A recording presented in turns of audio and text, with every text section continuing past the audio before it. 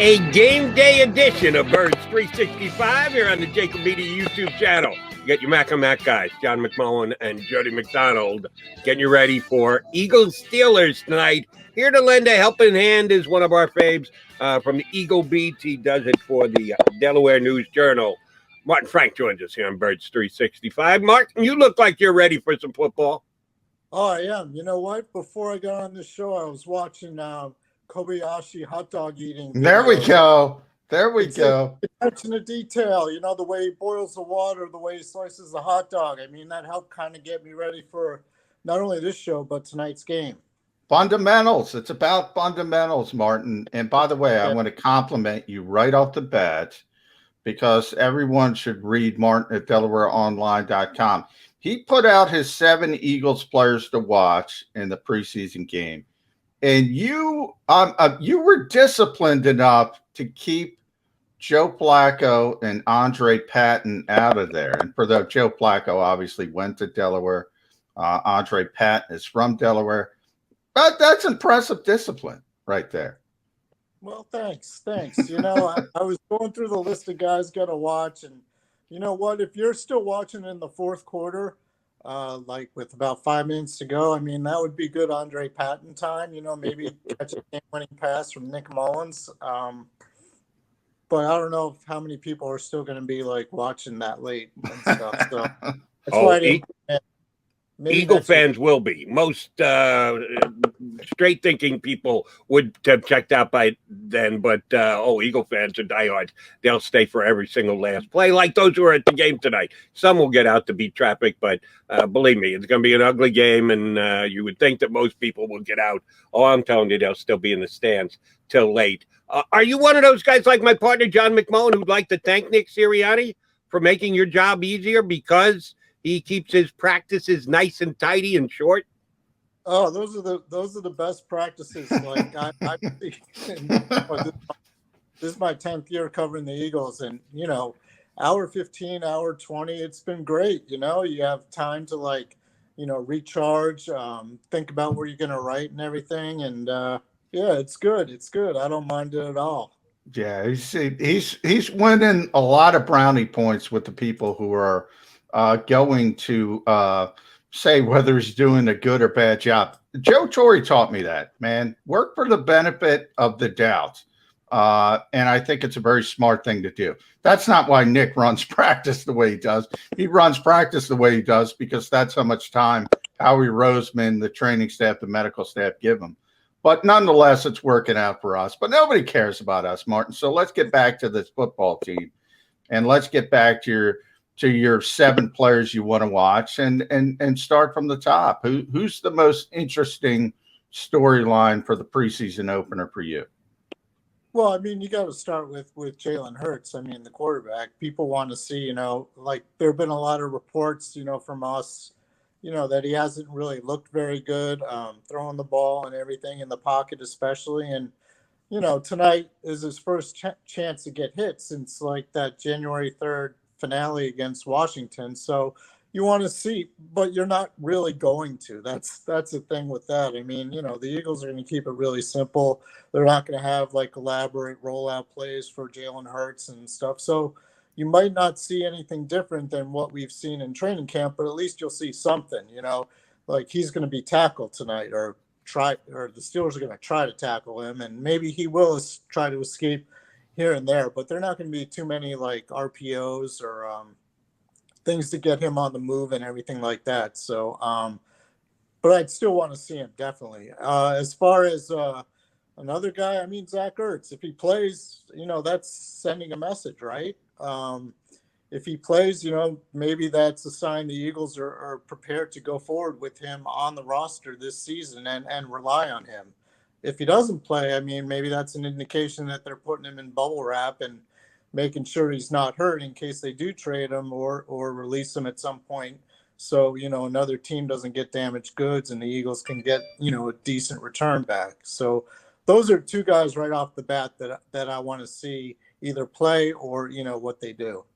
Martin, as we sit here on August 12th, night of the first Eagle preseason game, if you believe there was going to be a winner and a loser out of Zach Ertz and Howie Roseman. And Zach Ertz is on the roster, which not everybody believes. Shoot, a couple Eagle reporters had him traded 6 months ago. It's happening this week. It's happening today. Yeah, he's still here 6 months later. If there was a winner and a loser, who's the winner? Who's the loser? That's a good one. Right now, I would say Zach Ertz is the winner. I mean, he's still, he's showing everybody that he's a professional. I mean, he's in camp, he's in shape, he's been playing well. I mean, he's probably he's probably Jalen Hurts' favorite receiver so far. He's been professional. He's been helping out with the other guys and everything. I mean, if anyone wants, if another team is looking to trade for a guy who's a professional, who knows what he's doing, who's a team player, I mean, Zach Ertz has shown this whole summer that he's exactly that. I mean, he hasn't had a bad attitude. He hasn't sulked. He hasn't skipped practices. He's done everything that the Eagles have asked him to do. And I think he's making himself into, I mean, he's always been a consummate professional, but I think he's shown that to any team around the league who would want to trade for him. They're saying, they're looking at this and saying, wow, Zach Ertz has been a total pro throughout this whole thing. He's playing well. He's playing hard. He's in shape. So I think he looks great in this like stalemate with him and Howie Roseman. I mean, that's not to say Howie Roseman's looking bad, because he could still end up with, like, if he wants to get a third or fourth round pick, if some team gets desperate and stuff like that, then ultimately he'll come out the winner. But right now, Zach Ertz has really looked really good, and I think he's shown something to the other 31 teams in the NFL. Yeah, Martin, I think you can make a strong argument that Zach Ertz has been the best offensive player in training camp. I really believe that. I wrote about that on Sports Illustrated, talked about it on my training camp show. I do want to talk about Jalen Hurts, though, because you mentioned him as well. There's been this narrative, and it's kind of picked up this week, and I wrote about this on Sports Illustrated as well, that maybe Jalen Hurts isn't a practice player, because you have the caution jerseys, you have the quick whistles. And, one of the strengths of his game as a former power lifter is breaking tackles, is extending plays, is creating something out of nothing. I think it's a legitimate point that the Eagles kind of bring up. Do you think Jalen Hurts is more of a game day player than a practice player? Oh, yeah. I mean, improvisation is a big part of his game. I mean, what makes him such an effective runner is that he can break tackles, and that, he can, like, do all these things in the run game. And we're not seeing that in practice, obviously. And we might not see any of it in the game tonight. I mean, I don't think the Eagles are going to take too many chances with Jalen Hurts. But I mean, like, if you go back to that New Orleans game, like the first game he started last year, I mean, he ran for 106 yards, and the Eagles ended up winning that game like 24-21, in a huge upset. I mean, that's Jalen Hurts' game, and you only can show that like once a week on Sundays. You can't show that in practice, because you're going to get the poor guy killed. I mean, that's the thing. So, yeah, I mean, we're probably not going to see a whole lot tonight, and we haven't seen a whole lot of that in practice for obvious reasons. But every now and then he kind of like slips in a run, and, it obviously he's not getting tackled, so we're not seeing him break tackles. But we are seeing like the fact that he can kind of dip in and out and, get away from tacklers and everything like that. So, we're not going to see a whole lot tonight. But, yeah, I agree. I mean, they're saving that for, week one and the rest of the regular season. Oh, by the way, Martin, if the RPOs for the entire game over-under is set at 1.5, I'm going over. I think Sirianni is actually going to, although he talked about not giving anything away and having an advantage by the fact that nobody's got tape on him. I think he's going to see if he's got, and it might not be Hurts on both of them. We might see a Nick Mullins RPO late in the game. Yeah. Just a prediction from What about a Joe Flacco? No, yeah. Flacco's not happening. That's not happening. Sorry. Martin will tell you. Yeah, Joe's just glad to be out there and staying upright. Nick Sirianni talked about Nick Foles, and obviously he learned about the RPO game. It started when Frank Wright went to Indianapolis. Remember, Nick Foles would run RPOs, but they weren't really RPOs. He was going to throw the football, but it worked for him. They've done that a little bit with Joe Flacco and Cam, so I think you might see it. He's just not going to run it, so it's technically not an RPO, but it looks like an RPO. It's an FPO, fake pass option. There's no real run involved. Yeah, exactly. I always default to the Sam Bradford example. I think it was against the Ravens. Yeah, like maybe 2015 back from his knee injury, and Chip Kelly almost got him killed. Yeah, an RPO, and I think it was Terrell Suggs, right? Who pretty much. Martin, I need to ask you this because I can't ask my partner because he's going to die on that Andre Dillard hill. So I'm going to assume that I already called it. I called it for Jordan. I didn't die on that hill. Oh, John, you held out longer than anybody else. Oh, I did. I held out longer than anybody. I was the last one to call. So let's see if John wants to go the next step, because some of your compatriots, specifically our buddy Brendan Lee Gouton, who I will give credit to if it happens, he went up the hill first. He said, by his judgment, Andre Dillard should be cut. That he has been that bad in preseason that looking at the roster as is, his position inflexibility, that he's only a left tackle. This was even before he got hurt, and now isn't going to play on Monday night. That if his draft status wasn't included in the evaluation, that Andre Dillard was not playing well enough and has not played well enough to make this team. But we can't look at it in a vacuum. He was a first-round draft pick, and Howie Roseman moved up to take him, and that is part of the evaluation. Does the organization have nerve enough to say, yeah, but we need to evaluate just their abilities on the field, and Andre Dillard isn't good enough, and we offered him around the league, and nobody will give us a conditional 7th-round pick. We'll do the whole injury release thing, and then if he doesn't get claimed by anyone, which he probably wouldn't, they can stash him on injured reserve. What's the chance of that happening, Martin? I'd say none. They're not gonna cut Andre Dillard. I mean, you don't do that with a first-round pick in year 2 unless he's like a total head case and locker room cancer, and that's not the case with Andre. I mean, he's a good guy. He does what he's told and everything. He's not a disruption, so it doesn't hurt to keep him around. And yeah, he's not flexible. He won't play like right tackle because they tried that once and it was a total disaster. But, you never know. It's a long season. You got 17 games, and he's probably still the second best left tackle on the roster. I mean, we haven't seen Raven Clark because he's been out injured and hasn't. He's on the PUP list actually. He hasn't. So you got to keep Dillard around. You need him for depth. Something could happen to Mailata. It's a long season. They're not going to cut Andre Dillard. I mean, definitely Jordan Mailata is the starter. I think that's obvious right now. I mean, it was obvious for the past week or so that he's played better. And now that Andre Dillard has a knee injury, and even if he's out for 2 or 3 weeks, that takes you to the end of August, and that only gives you like 10 or 12 days to get ready for the start of the regular season. So there's no way he's overtaken Jordan Mailata right now. But no, they're not going to. They won't release him. By the way, just so you know, and I know you know, year 3 for Dillard. Yeah, you said 2. And well, years that you're injured and don't play do count as years in the league. People try to do that with Ben Simmons all the time. Well, it's his 4th year. No, it's his 5th year because he didn't play his first year. If you're on the roster cashing a check, it counts the year. But Martin is right. I mean, from the standpoint, first of all, people don't understand. I mean, people get immersed in their own team, which is understandable. I mean, they follow their team. This is an offensive line deficient league. First of all, the Eagles could trade Andre Dillard.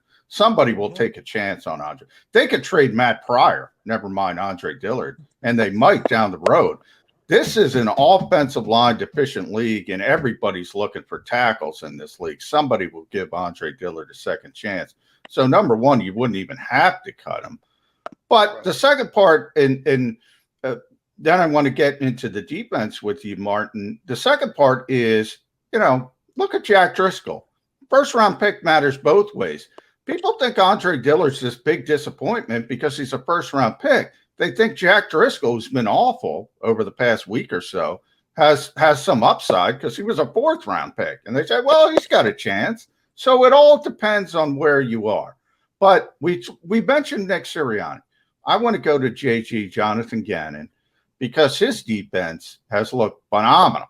I think to the point you had lowered expectations coming into the season for this defense, Martin. Now I think they might be unrealistic expectations. This has been unbelievable. It's a pass breakup parade. The linebackers look good. We all thought the linebackers stink. The secondary has been tremendous. Darius Slay looks like, Deion Sanders in his prime. It can't be this good, can it? Well, see, that's the thing. I mean, are they really that good, or is the offense they're going against really that bad? I mean, that's, it's the chicken or the egg. You know what I mean? It's really tough to tell. I mean, yes, they have looked really good. I mean, Eric Wilson had an interception in camp. I mean, perfect timing, perfect positioning and everything like that. Slay and Nelson were like breaking up passes left and right the other day. I mean, actually for most of camp, you saw Zach McPherson. I mean, look like he's probably good enough to start, on most teams. So, I mean, is that a product of the defense being really good, or is that a product of the offense being really bad? And we'll start to get some answers to that tonight. I mean, you're going against another team. I assume Ben Roethlisberger might play a few snaps here or there. So, yeah, we'll find out more tonight. But, yeah, so far the defense has looked really good and really impressive. And it's a good sign for the Eagles moving forward. I mean, you look at the defense as a whole, they do have like a bunch of veterans on the team kind of, have always been pretty good. I mean, Fletcher Cox has always been one of the best defensive tackles. Brandon Graham's been great.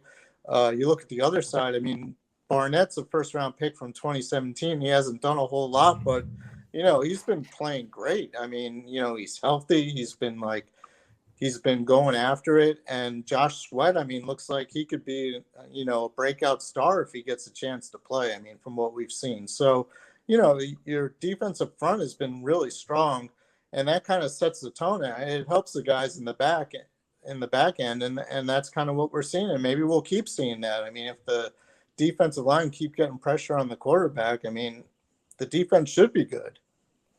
Let me ask you about the defensive line. We know Kerrigan is going to miss tonight's game and probably the next game. Had to have thumb surgery, hit his hand during a practice, but is going to be part of that rotation.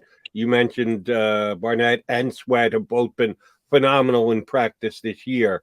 One of the things I was looking forward to was the fact that Jonathan Gannon was going to do it differently, that he was going to bring blitzes, that he was going to be more aggressive than his predecessor, JM's favorite defensive coordinator of all time this year. But that's not true. If anything, they look like they can get there with their four, that they're not going to need the blitz because the guys have been that good in practice. Is Jonathan Gannon going to do what he said? Both he and Nick Sirianni have been very upfront in talking about you fit your play calling to the talent that you have rather than trying to slam dunk a system in and then make your players do something that they're not up to doing. How do you think Gannon's going to facilitate a pass rush this year? Well, I mean, ideally, you don't want to blitz at all because you want to have your front four be able to get to the quarterback without having to send in extra guys. Because when you do that, you're leaving some guys in the secondary like one-on-one and everything, and that's when you get exploited. So, if Gannon doesn't have to send like a linebacker or a safety or something, he probably won't do it if the defensive line is getting pressure. And that makes, the back end that much stronger because the other team, if they have like three receivers out on patterns and stuff, you've got guys in the secondary who can cover them. You got help, you got safety help, you got linebackers who can drop back and everything. So you don't need the blitz, and that makes your defense stronger. So, JG seems to be, the one thing I will say is he seems to be a little bit more adaptive than Jim Schwartz was. I mean, Jim Schwartz was not going to blitz to the point where he was like stubborn about it. I mean, I don't think that's going to be the case here. I think, if Gannon sees that the line isn't getting pressure, he'll send people and he'll try to get the quarterback to move or, throw on the run or off balance, an off timing type of play and stuff. He'll do that. I think he'll be more adaptive to that than Jim Schwartz was. I mean, Jim Schwartz, it was almost to the point of stubbornness where he wasn't going to send anybody unless it was like total desperation,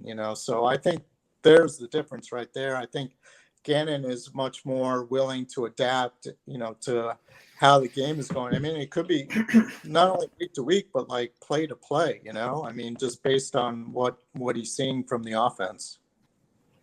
Now, the most interesting position to me, I think we're going to see it tonight, and is sort of that Sam linebacker position, which is more of a hybrid role as a combination rusher linebacker.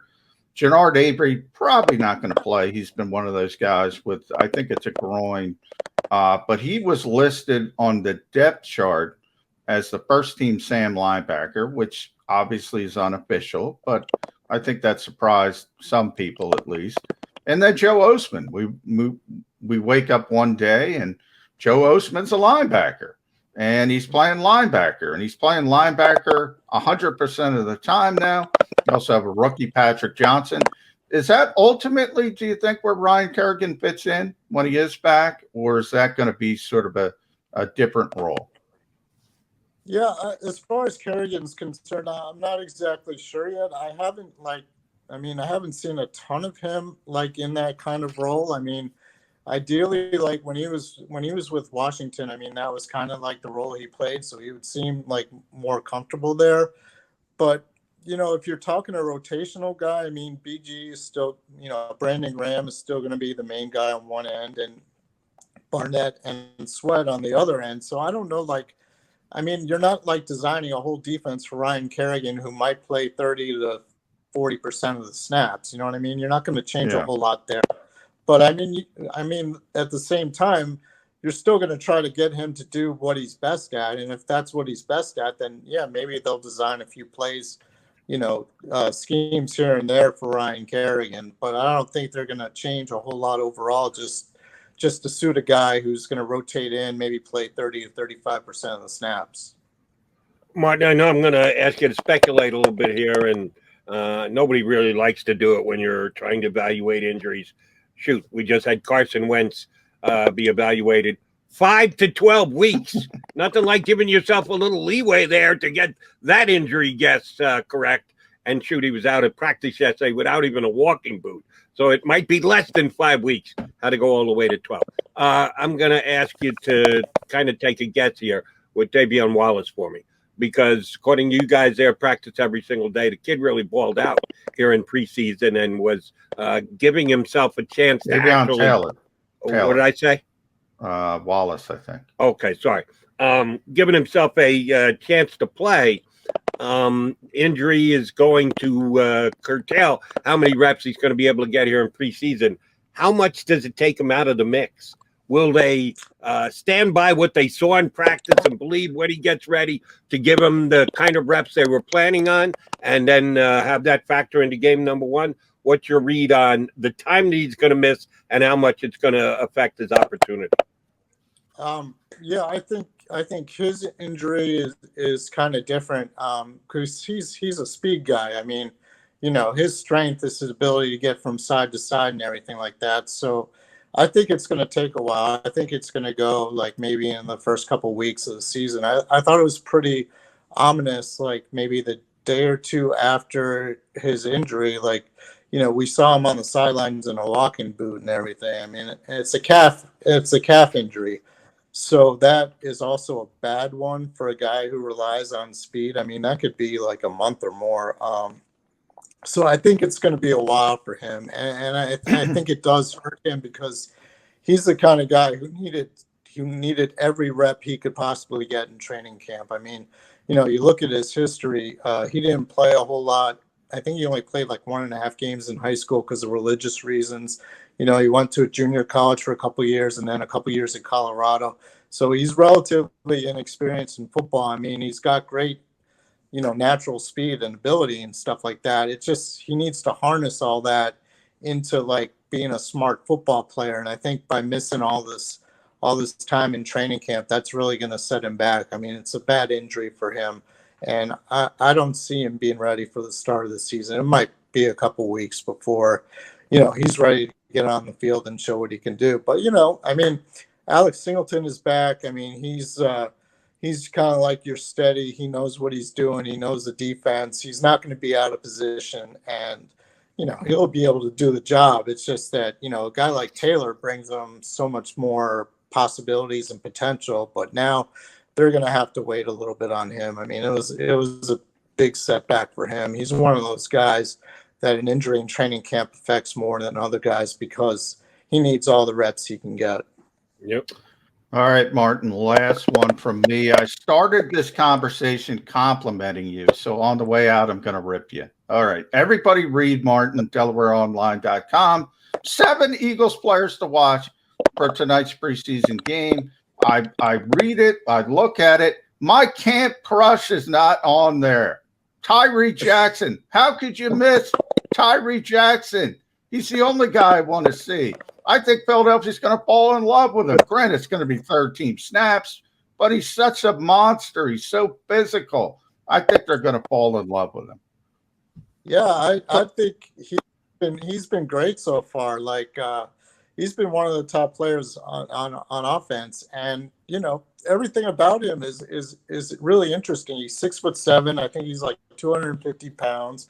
And the guy can catch. I mean, he's a former quarterback. Like a year ago at this time, he was playing quarterback. And, who knew?